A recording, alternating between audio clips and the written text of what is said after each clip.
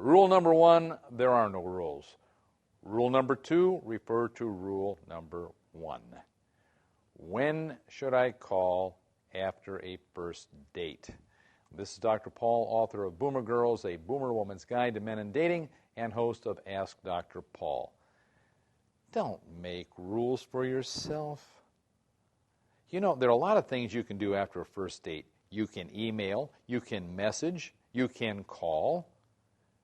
There's nothing cast in stone. I get so tired of these how to date books. I never put that in my book. Never. I don't want you to set hard, fast rules. Be real, okay? If you feel like calling this person, whether you're a male or a female, after that first date, do it. If it's the next day, the next morning, late that night, whatever you feel comfortable with. There are no rules. Stop setting up blocks because it's a blockade. And I see these things in ladies' magazines, in men's books, how to seduce her. Yeah? Well, don't call her for 3 days. Hey, Jack, you don't call her for 3 days, somebody else will. Wake up, get a life. That's the way it works.